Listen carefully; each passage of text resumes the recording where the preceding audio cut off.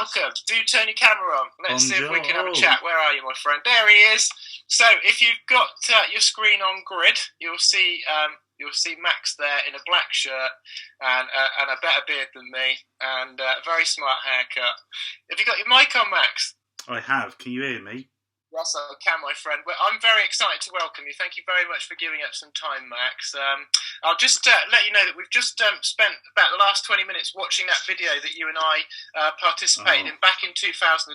Can you believe it? It was that long ago. 2012. Jesus. Yeah, long time. Long time ago.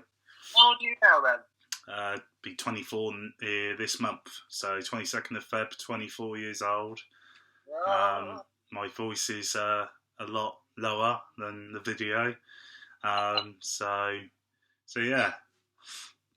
I mean, do you want to just say a little bit about how you and I got back in contact with each other after a few years? I mean, the last time, that interview took place back at, like I say, I'd already left this particular school.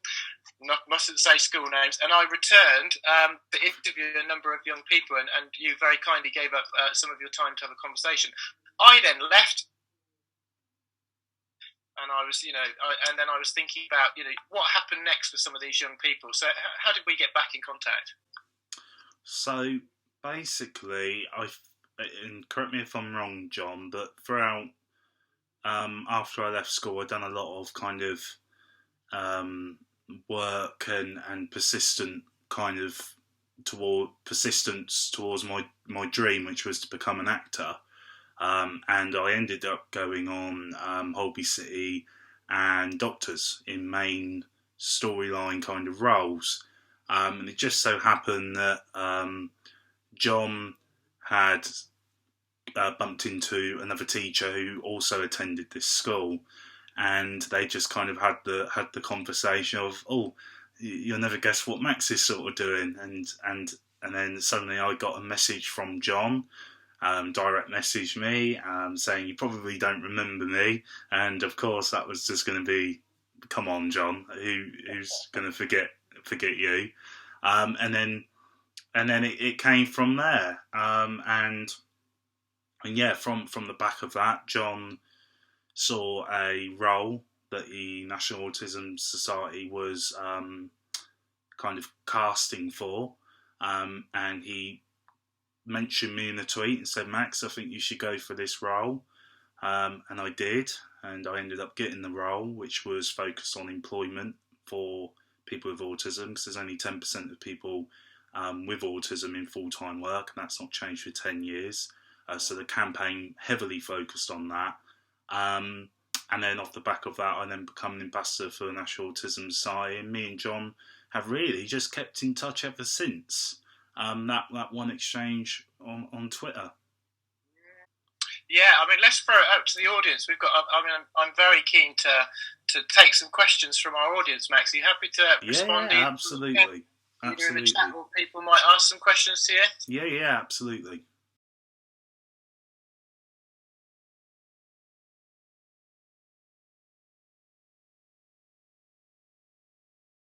So I think it was difficult for me in primary school because I was surrounded by, I suppose, people that didn't have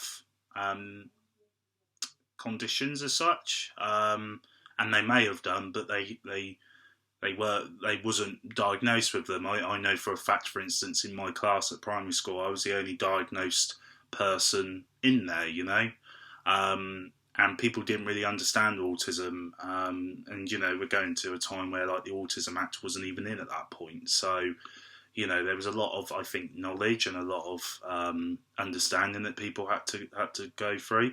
So I felt pupils' replies to me was difficult because I think they always felt I was odd or I was weird or I was an outsider.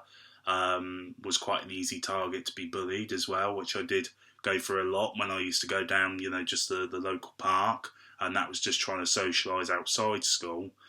And then I think when I went into secondary school, it got tougher and it got harder, because you now got to follow a timetable. You're meeting different teachers, and the thing with me as well was I had to go to an ASD unit, which is terrible because it's wrong terminology straight on the get-go, which should be an ASC unit, but I digress. Went to an ASD unit, and I thought, and my family thought, and the government thought it would be a good place for me to be. And unfortunately, over time, I saw a lot of people with conditions or autism in that unit who were behaving and went to their lessons, and they would stay, and the people that showed first sign of troubles actually was just kicked out and wasn't given the help that they needed. So primary school, I found punishments quite unfair towards me. I think sometimes that's trying to grasp, actually, have I done something wrong? Haven't I?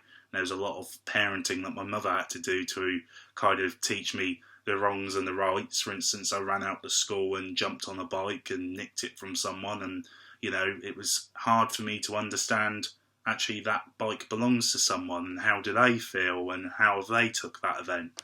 But I felt the punishments that were given out were always tough, because at the same level I didn't understand the punishment, they didn't understand me and how my conditions affected me. And had they took a little bit more time in learning that, they may have tried a different approach rather than just straight to punishment. When I went to the school that John was at, I found the attitude with the pupils, it was odd different. It was difficult, it was different, but at the same time, we all felt a sense of belonging, because we had all been through a kind of mainstay educational system that had all let us all down, and therefore we were all in the same boat, regardless of our different personalities or our different tendencies. We seemed to get along with each other more because we all understood actually that we're all the same, no matter our quirks and our differences. And I'll be honest, a lot of the time the punishments at the school, I would say, I think John would agree with me, I don't think the school was overly punishment. There's things at the school that me and John look back at and don't necessarily think they could have done that differently. With the reward system and the detention sometimes, maybe they could have done that differently.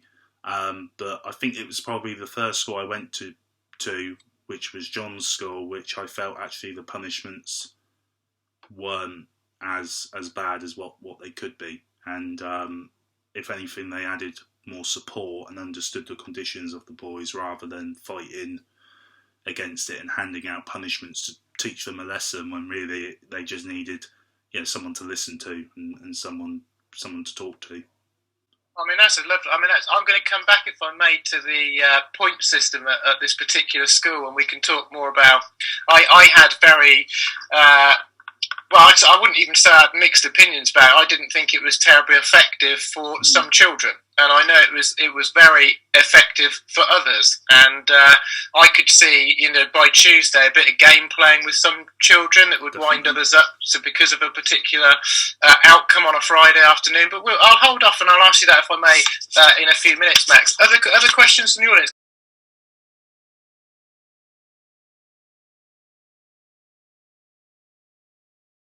Well, I'll tell you what, I always forget, thank you for the question as well. I always forget that actually John wasn't at the school at that time. He had actually left. So it just comes to show you, like, the bond that the boys had with John, and how impactful, and he probably doesn't realise this, but it's important that he does realise how impactful he actually had on their lives, because when John came back, all the boys wanted to do this interview and wanted to see John and see how he was getting on. And I think that just comes to show you actually how influential a teacher can be. Because at this same school, I had a teacher who actually turned around to me and said, people who say you can do anything in life are liars. And basically it was all because he wanted to do something and he didn't achieve it.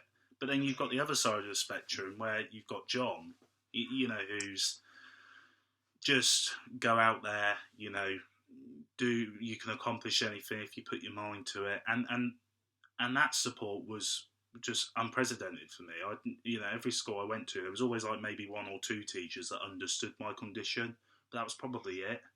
And I mean, briefly understood my condition. When I went to the school that John went to, I can honestly say it was probably only that one teacher that didn't, and that was such like a turnaround for me. I went from a school where only two people know to a school where only one was really kind of ignorant and didn't really know all the ins and outs of it.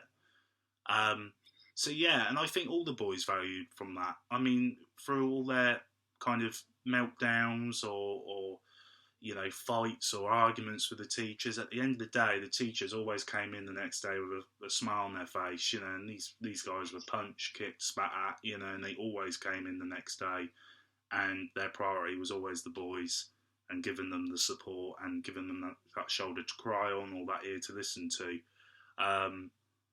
And yeah, I think it was just, as you say, someone to speak to can help just so much, and it definitely did from me. I mean, just that interview, like sometimes I watch it back and I hear things that I've said and I kind of think, oh God, I think a lot differently now. It's important though, that you hear. It's such a good interview that you can actually go back on and go, oh God, how differently I think now than then. And that has to be because of the teachers around me who's educated me and things I've seen and things that I've then gone out and done that's swayed my decisions and my thought processes on them. So yeah, absolutely. A teacher who just listens can actually be more powerful than a teacher that knows everything, subject wise. You wait till people hear what you've been up to since leaving that school. I will save that for in a minute. But you've provided me with wonderful opportunities since. There's no way I could have done and been to some of the places I've been to without your invitation. So you've said some very kind things there, Max. I think what I'll let you know about the people that you're talking to today. I think we all share the same kind of views on working with children, young people, and that's about respect. It's about relationships. It's about space. It's about taking time to get to know children, all that sort of stuff. So a great question. Other questions for Max? We're very lucky for him to join us.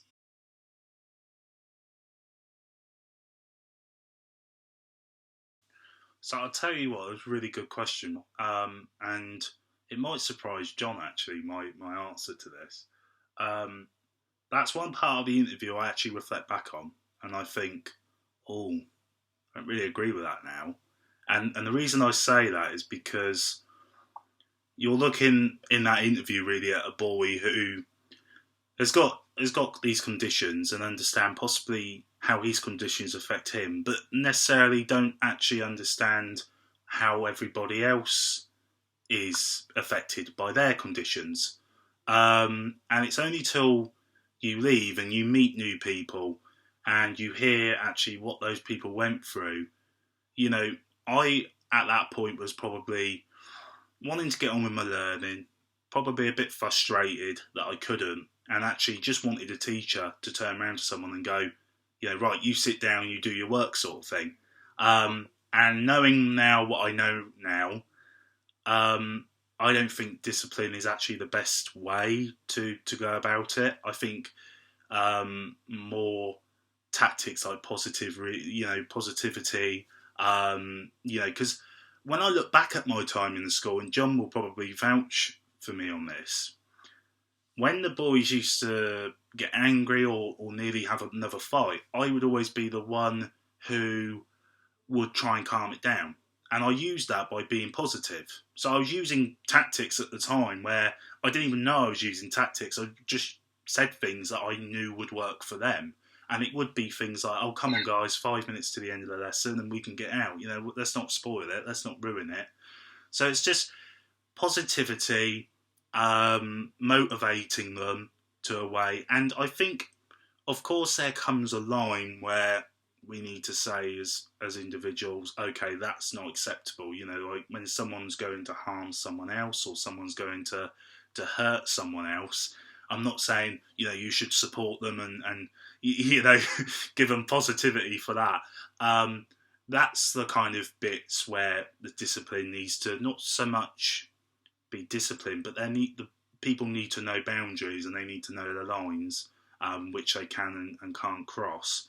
To the point where when I was growing up, the one thing that my mum always said was, you can cry, you can scream, you can shout, but you never swear. You never swear at me, you never swear at your dad. And you know what? We never crossed that line. We never did, because we just knew that line was there, and we were not to go over it. And if we had, I mean, dare to think what would happen. That's how kind of it was enforced to us in our head, is you don't want to know what's going to happen if you do that sort of thing. So in the end, they didn't actually need to discipline, because it never happened, because we were educated and we were told that was the line. And that can be really helpful. But discipline can be as simple as reflection. And I don't mean sit people in a classroom on their own in inclusion rooms or reflection rooms. I mean a sit down with the teacher and discuss what happened and why it happened and how we can make it better in the future.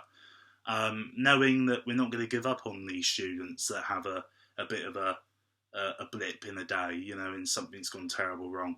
There was a system in our school where if a kid got into a fight or was positively handled, their status would drop down as a punishment, as a discipline.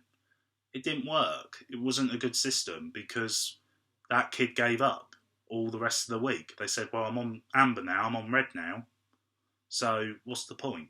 I mean, can I just interrupt you? I think, well, again, a very, very important response there. And I think some of this, I'll summarise, I think, from my perspective, some of the things you're talking about there is having really high expectations and aspirations for our young people. Yeah. And actually talking about the impact of, that kind of conversation about what it feels like to be sworn at by a young person, for example, what it feels like to have been physically hurt by a young person.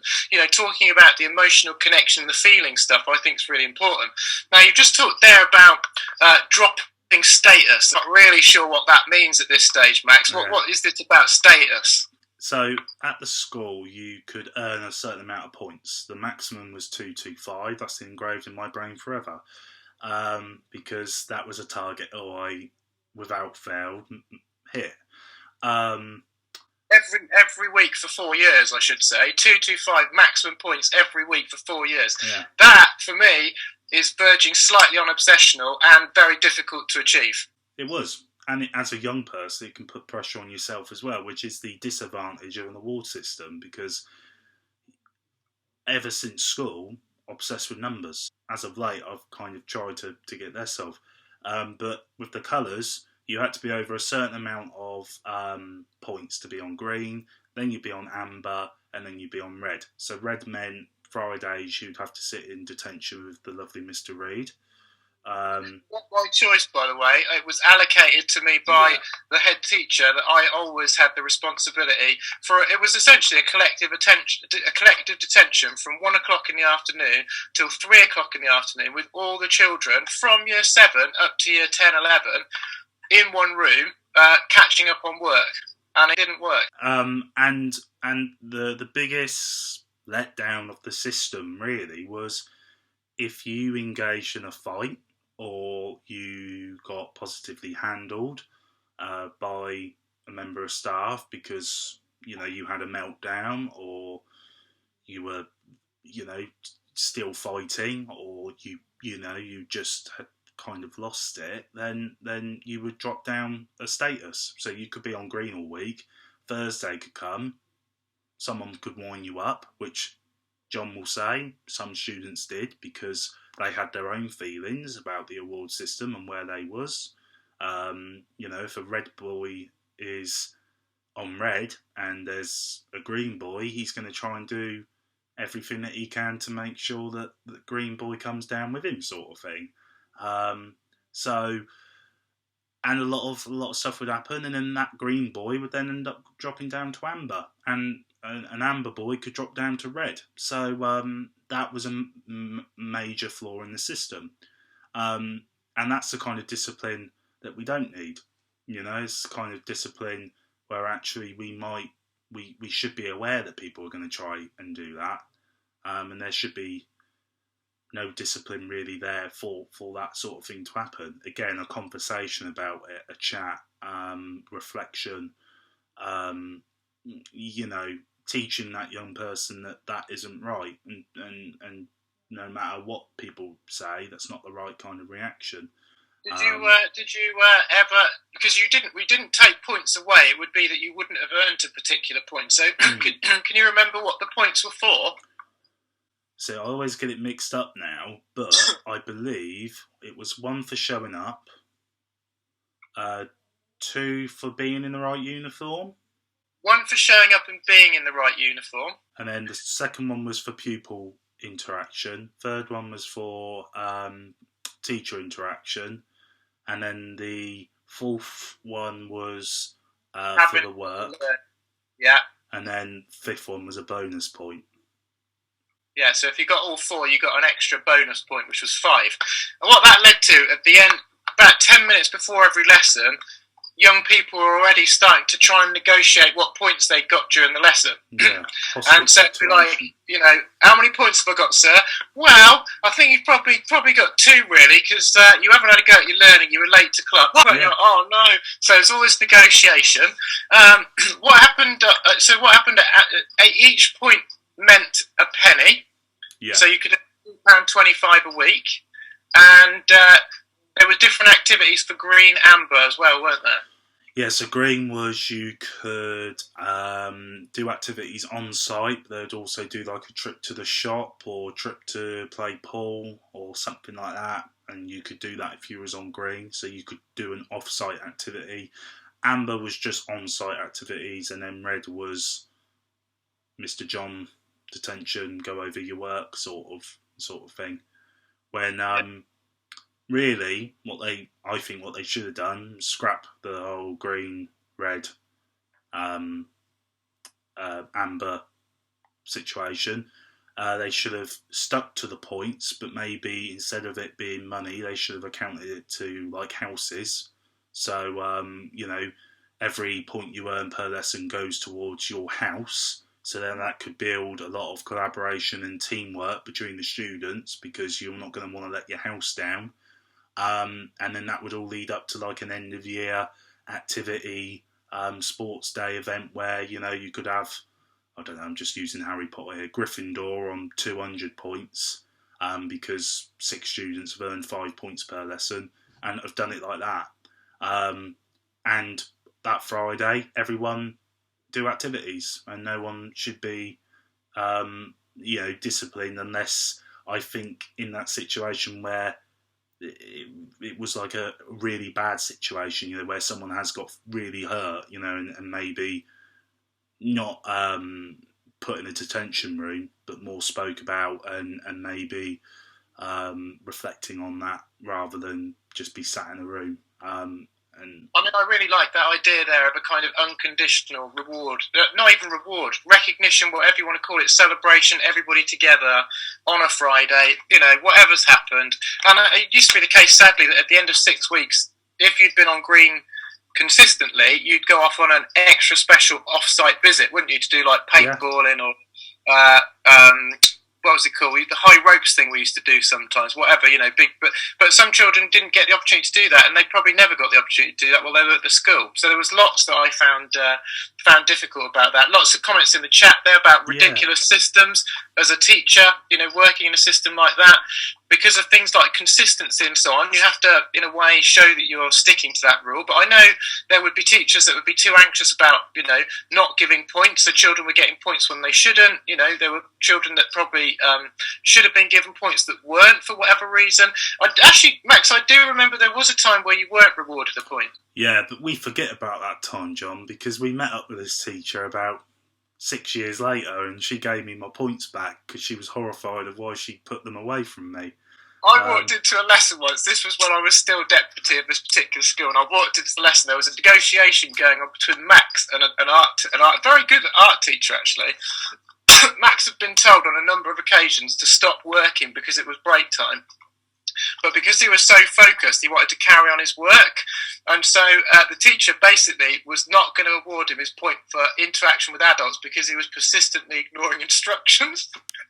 And so she didn't give him the point.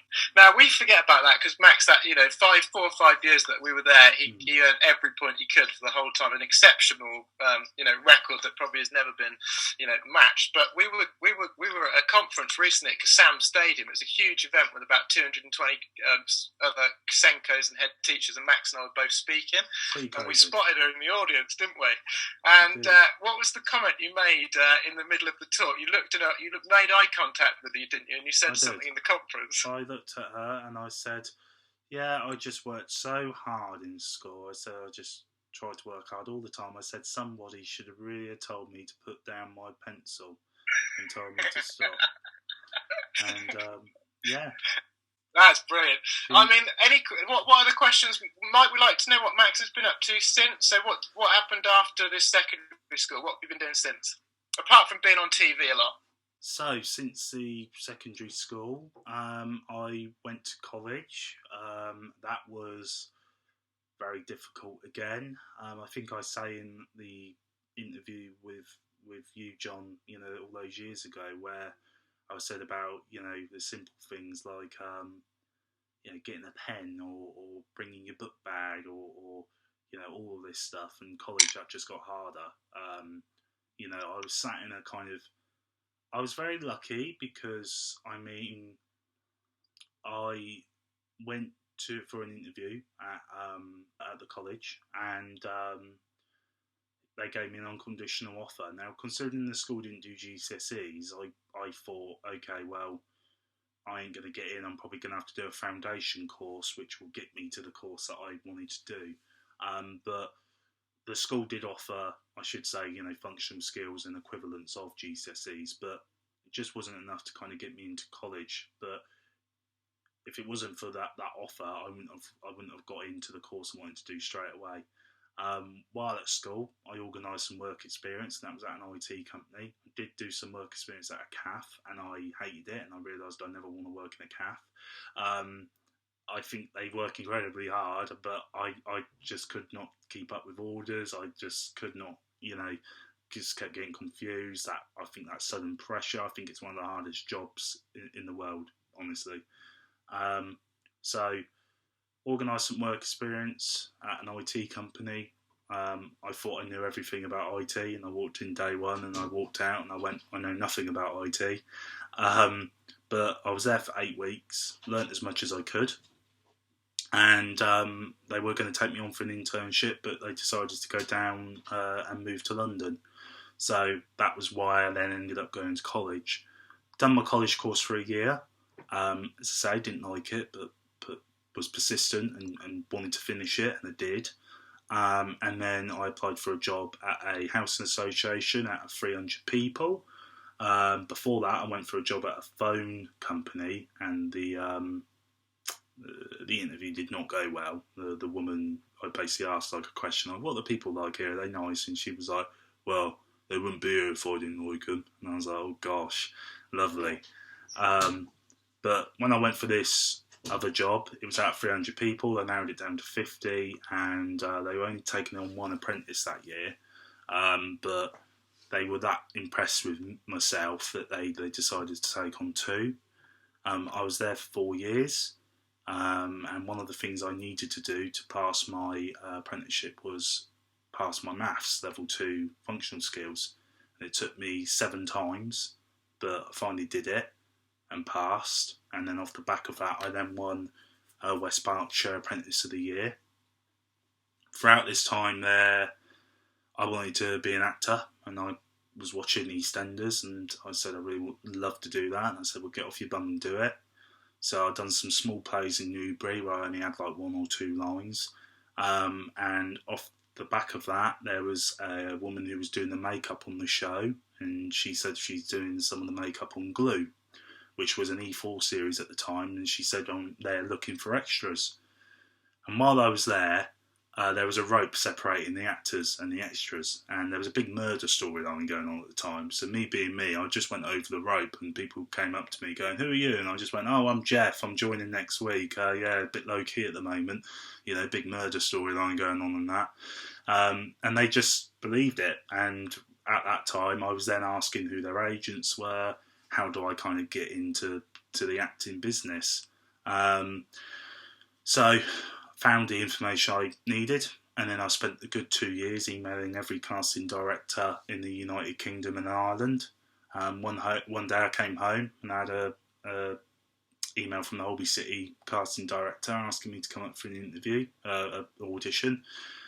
It was for a main part, 13 scenes, script full of lines, and I thought, my God, this is kind of my big break. Yeah. And luckily it was. And then off the back of that, I got an agent, and then she got me some work on Doctors, so 2 episodes of Doctors, and I've also done adverts for like Ford and Santander. But a lot of the roles I play are around autism and around autism awareness. And then so then took another job. My health declined quite a bit. It was a night shift job. It was good money, but just health-wise, it was not good for me. Just a bit before that, this is around the time as well, John got back in touch when I just was leaving, really, the Housing Association. And I started doing more public speaking events and becoming a national ambassador for the National Autism Society. So now I'm also doing speeches like this. And funnily enough, went to one other company. It was okay, but they still didn't really understand, to the point where my manager, I asked if I could wear headphones one day, and she said, "You can't wear headphones because you're in probation, but everyone else can because they've been here years." And I was just like, that's brilliant. Okay, headphones would really help me. But Dave's all right, listening to Radiohead in the corner, because he's been here 7 years, so that's fine. So I left there, and then I joined somewhere else for a year. But earlier last year, I said to John, I really want to get in the educational field. And I never really put the 2 and 2 together, which is I'm full-time in IT, and I want to get in education. And a position came up just last year, around October time, for an IT support person at a school. So I went for it, and I got the role, and I'm currently there now, loving it, learning, lots and lots every day. And, I'm also now seeing it from a teacher side, and seeing what it's like for teachers in a school and a day-to-day environment. At the same time, still continuing my ambassador work, still doing my speeches, and some of the work that I've done at Parliament as well, I still continue. So, whoa. Some of the work I've done at Parliament, you can't just drop that in without giving an explanation there, Max. Well, not all of us can say we do work with Parliament. What's that about? So, with the autism campaign, there's only 16% of people with autism in full-time work. That hasn't changed for 10 years. So a lot of the work I do really is campaigning to get people into work, and creating more unique and alternative schemes to be able to do so. Because there's a lot of people out there with conditions, and it's not that they've not got the skills or the talent, it's just because the employers aren't giving them the chance. And that's what I campaign for. And it's devastating, this pandemic, because employment rate has gone down for everybody, and it just hurts to know it's probably going to go down as well again for the autism community. But it's just educating employers and sorting the kind of fixing issues in the school system just before people even leave school, because if we can get that bit right, it will help pave the way for them in the future. So John knows he's turned up. I've invited John up to Parliament a few times. I got a letter the other day, actually. Had basically just won an award from Dimensions for coronavirus and Autism Leader of the Year. And somehow that got up the grapevine of the MP in Newbury. And then she decided to send me this lovely letter. So yeah, I was really surprised about that. But and yeah, so I sort of just continue to raise awareness. As everyone knows who's on the call, I done a series last year on YouTube called the Autism Connections as well, where I decided to interview people who had a link to autism, who had it themselves, or people who didn't even have it but just wanted to learn about it. And that was really interesting because, like, he said something in an interview which was along the lines, "Oh yeah, but everyone's got a bit of autism." I'm like, no. And it's like saying everyone's a little bit pregnant. It doesn't quite work like that.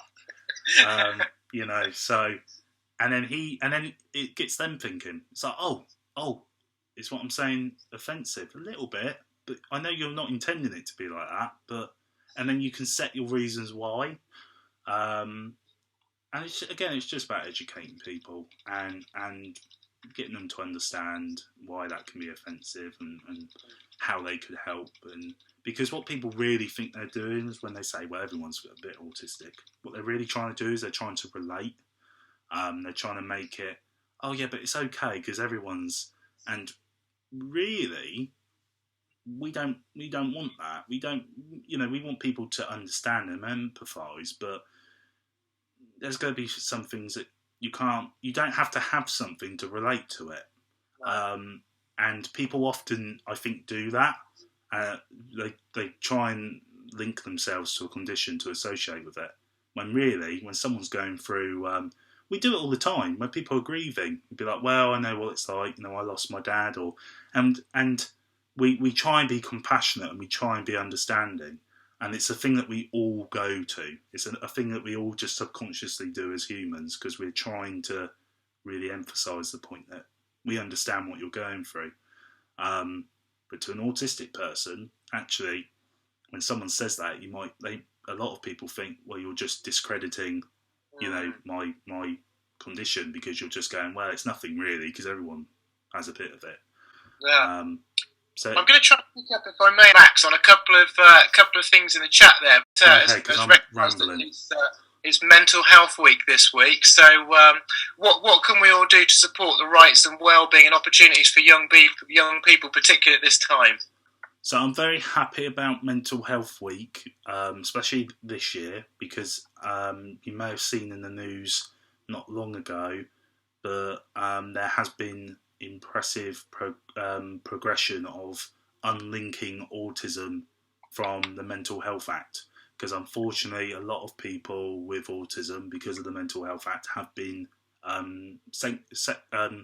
sectioned because of it, when they shouldn't be. They should be getting help, they should be getting CBT, they should be having supportive help, they should be having carers, they should, all those things.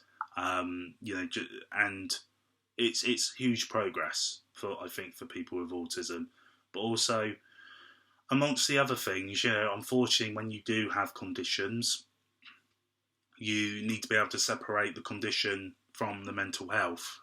You need to be able to, recognise that the conditions could cause the mental health, because of what comes with it, but they're not actually depending on what you've got. But with autism, the autism isn't the mental health. The mental health will be something different. It will be associated to something else. And if you have a condition, unfortunately, you are more likely to have, depression. You are more likely to have thoughts of committing suicide. Autism Week is obviously a great week for me to campaign and spread awareness for. But also Mental Health Week really is as well, because, I know autism isn't mental health, but a lot of people will have mental health alongside their autism. And yeah, so I think with weeks like this as well, it really just does make you aware of it. And we need more of it, I think. Maybe Max, every week should be Mental Health Awareness Week. Yeah. How about that? No, exactly. Got a very important question from here. See if you can answer it in less than a minute. Yeah, I know. I'm terrible. If you could change one thing about schooling in England, what would it be? Oh gosh. I'll tell you what. do a degree on that, Max. Sorry. No. I would throw the rule book out and I'd throw the education out and re-sculpt it, redo it. There's so many things that we learn at school that we necessarily don't take out into our later adulthood, to a point where I hear teachers constantly all the time going, they don't need to know that. Why do they need to know that for?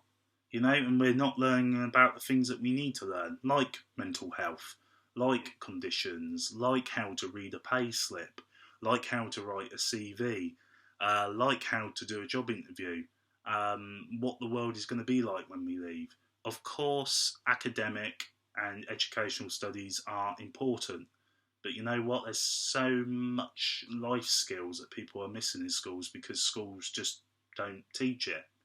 And I think there needs to be a real shift on that. Your form tutor he did, though, to be fair. Your old form tutor, Mr. G, he was very good at pay slips and all that, actually. And that was the one thing that the school did really good. That's another thing that school did really well, was they taught us about fraud and things of that nature, that everyone's not going to be nice in the world, and there's going to be some people that want your password or want this, and why don't we give out our passwords, and why don't we do this? And he even done exercise with us where he wanted us to imagine putting our credit card in the machine, and all he did was he tapped one of us on the shoulder and we looked behind. He said, "Oh, you dropped a tenner there," and then he goes, "What would you do?" And everyone went up and picked up the tenner. He goes, "Well, at that point, I've reached over your other side, took your card out, and put a fake one in or whatever, and walked off."